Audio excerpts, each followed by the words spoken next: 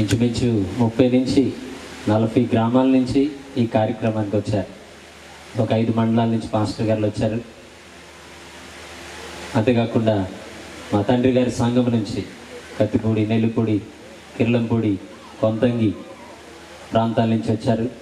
వారందరికీ కూడా ప్రత్యేకమైన వందనాలు. మా బంధువులు, స్నేహితులు, అలాగనే దొమ్మేటి వారి కుటుంబం నుంచి పాల్ సుందర్ వారి ఫ్యామిలీ వచ్చారు. అలాగనే మమ్మల్ని ఎంతగానో ప్రేమించే షారూన్ అత్తమ్మ గారు, అలాగనే చాలామంది మా సంఘ బిడ్డలు, వారి బంధువులు కూడా వచ్చారు. మీ అందరికీ ప్రత్యేకమైన వందనాలు. బెంగళూరులో చక్కటి ఉద్యోగం చేసుకుంటున్న పరిస్థితుల్లో నాకు ఎప్పుడు కూడా పరిచర్య చేయాలని ఆశ లేదు.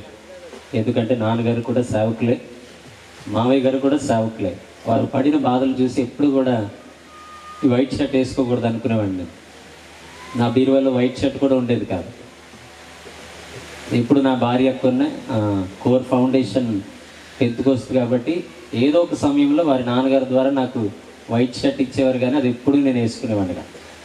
అలాగా తప్పించుకుని పరిచర్య నుంచి పారిపోతున్న సమయంలో అప్పుడప్పుడు వచ్చేవాడిని. క్రిస్మస్కి తప్పనిసరిగా వచ్చేవాడిని, ఉపవాస కూటాలకు వచ్చేవాడిని.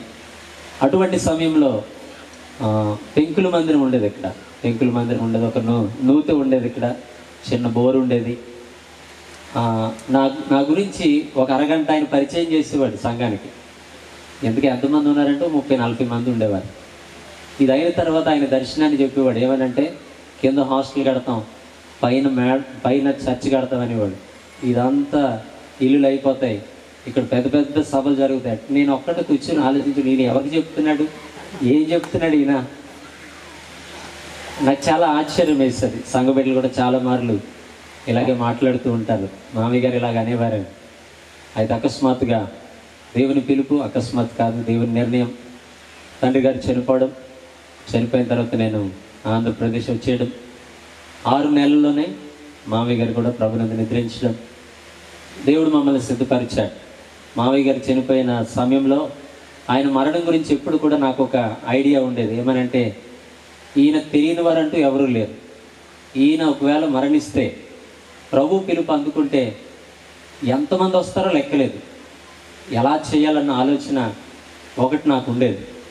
అయితే ఆయన ఎలా మరణించారో మనందరికీ తెలుసు. కేవలం మేము, సంఘము, కుటుంబం మాత్రమే ఆయన భూస్థాపన కార్యక్రమానికి మిగిలిపోయాం. రాలేని పరిస్థితి. చాలామందికి ఆయన అంటే ప్రేమ, కానీ రాలేకపోయారు. అయితే ఆ సమయం నుంచి కూడా దేవుడు ఎంతో తన కృపను మా మీద ఉంచారు. మామయ్య గారు చనిపోయిన సమయంలో ఆయన ఉన్నప్పుడే పెంకుల మందిరాన్ని కూడా పడగొట్టడం జరిగింది. చిన్న పాక కట్టి ఆ తర్వాత దేవుని చిత్తమైతే మంచి మందిరం కట్టాలని ఆశ కలిగి అది మాట్లాడేటప్పుడు కూడా నన్ను పిలిపించారు. సంఘంతో మాట్లాడి ఆ కార్యక్రమాన్ని అంతా మేము మాట్లాడుకుని వెళ్ళిపోయాం. అయితే పాక స్తంభాలు వేసి ఈ తాటేకులు కట్టేసి ఆయన ప్రభునందు నిద్రించారు. అప్పటి నుంచి కూడా దేవుడు అంచెలంచెలుగా పరిచర్యను దీవించాడు. కేవలం వారి ప్రార్థన, వారి దర్శనము, అల్పుడైన నన్ను, అలాగనే భార్యను నిలవబెట్టి ఎంతో సహకరించే సంఘాన్ని దేవుడు ఇచ్చాడు. నేనేమంటే అది చేస్తారు. నేను అంత రిలాక్స్గా ఉంటాను, కానీ పని అంతా వారే చక్కబెడతారు. అంతేకాకుండా నన్ను వెనకాలండి నడిపించే కుటుంబం ఉంది. మామయ్య గారు చనిపోయిన సమయంలో మీ అందరికీ తెలిసి ఇంచుమించు ఒక రూమ్లో 4,000 మంది పేషెంట్స్ ఉండేవారు, కోవిడ్ పేషెంట్స్. నేను ఎక్కడ ఏమైపోతానని నాతో పాటు నా అన్నదమ్ములు ఇద్దరు ఇప్పుడు కూడా పక్కనే ఉన్నారు. ఎప్పుడు అలాగే ఉంటారు నాతో పాటు. అత్తమ్మ గారు చనిపోయే సమయంలో కూడా వారు ఎన్ని పనులు ఉన్నప్పటికీ కూడా వారు విడిచిపెట్టి నాతో పాటే ఉన్నారు. అంతేకాదు చాలామంది సంఘ బిడ్డలు వారి సొంత పనులు ప్రక్కన పెట్టేసి మామయ్య గారి విషయంలోనే అలాగే చేస్తారు, అత్తమ్మ గారి విషయంలో కూడా అలాగే చేస్తారు. వారి ప్రాణాలను పణంగా పెట్టి మీరు వెళ్ళి రెస్ట్ తీసుకోండి, మేము వాళ్ళిద్దరిని చూసుకుంటామని సమస్తము వారే జరిగించారు. అటువంటి గొప్ప సంఘాన్ని దేవుడు ఇచ్చాడు. అందుని బట్టి దేవునికి ఎంతగానో స్తుతులు అర్పిస్తూ ఉన్నాను. మమ్మల్ని అందరినీ ప్రేమించి ఇచ్చేసిన మీ అందరికీ మరొకసారి ప్రభు పేరట వందనాలు తెలియపరుస్తూ ఉన్నాను. ఇంకా చాలా పెద్ద సాక్ష్యం ఉంది, చాలా మాటలు ఉన్నాయి. అయితే మిమ్మల్ని అందరినీ మరలా ఈ స్థలానికి రప్పించాలన్నది నా ఆశ. అది ఎప్పుడని అనుకుంటున్నారా? ఆ నూతన మందిర ప్రతిష్ఠ కార్యక్రమంలో ఇప్పుడు వచ్చిన వారు అందరూ కూడా తప్పనిసరిగా రావాలని ప్రభు పేరట మీకు మనవి చేస్తూ ఉన్నాను.